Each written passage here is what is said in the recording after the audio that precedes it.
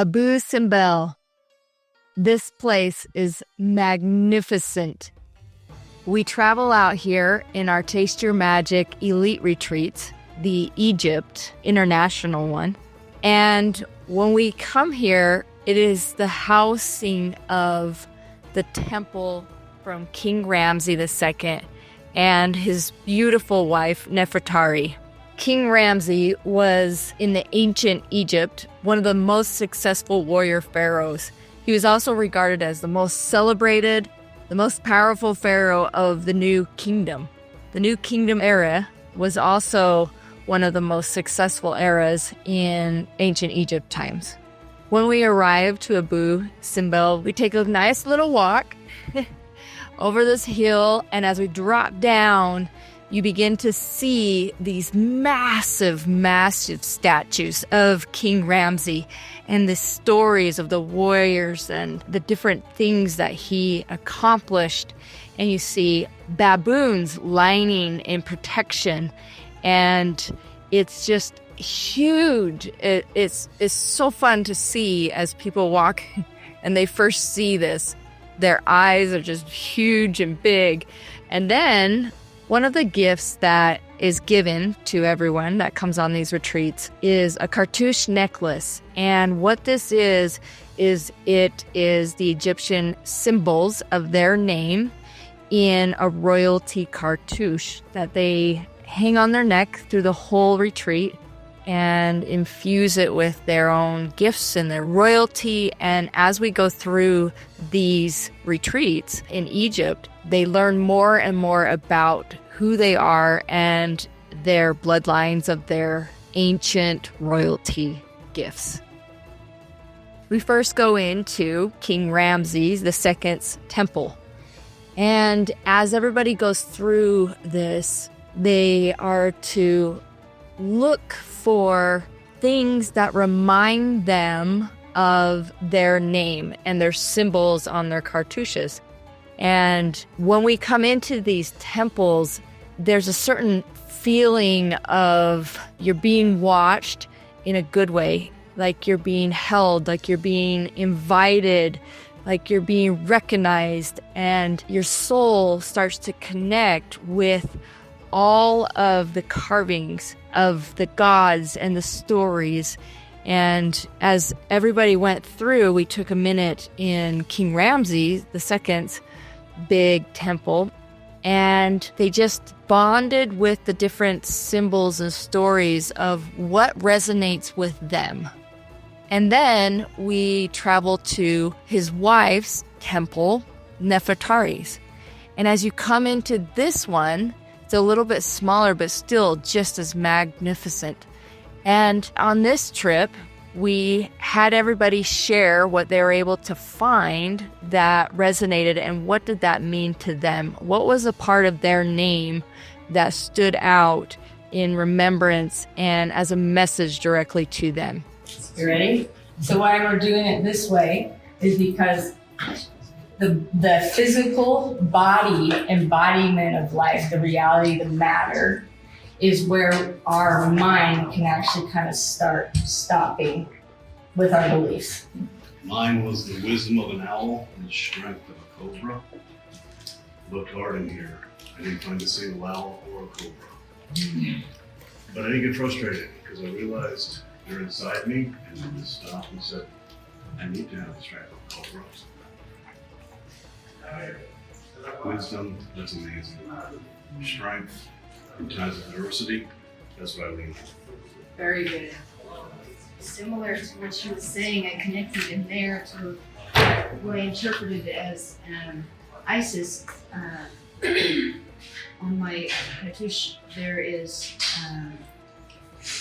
the mouth, which in my interpretation is not that you have a big mouth, but you have a lot of important things to share with the world. Yeah.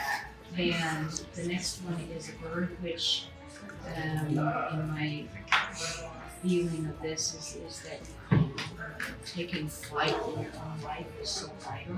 There's others, but then the last one is the lion. And it has become really a mission for me to to let go of the mouse, the lotus sheep, to go and step into the energy of the lion, with the voice of wisdom and the ability to take flight, which is the key. Yeah.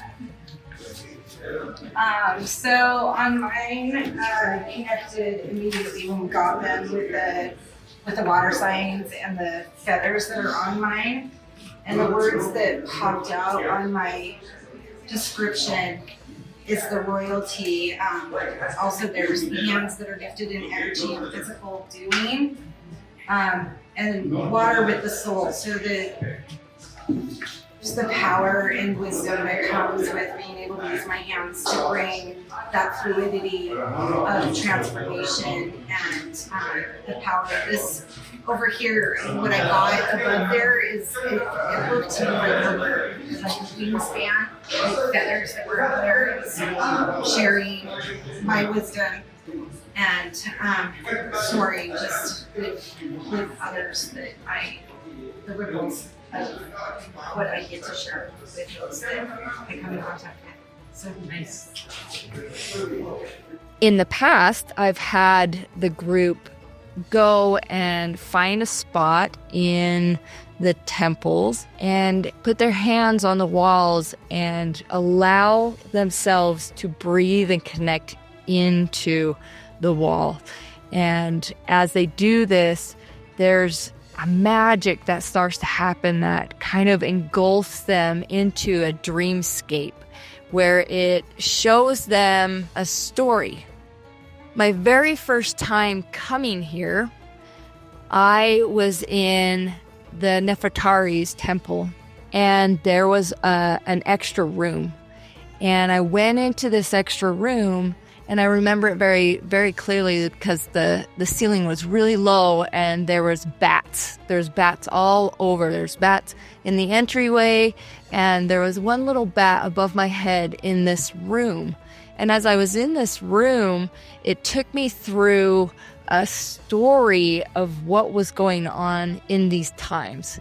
And as I came back out, I felt like I had a whole new connection to myself and the royalty and the beauty of what she brought to everyone around, and that connected. But what was interesting is when I brought my first group back and I took them into Nefertari's place, I went to connect them to this room, this little room that I originally first went to. But when we got there, there was no room there. It was a wall and it had carvings. And so what I started to realize is they have these portal accesses in these temples that are far beyond what the mortal eyes can see. You have to actually open yourself up and be willing to connect deeper into different dimensions where you get taught more.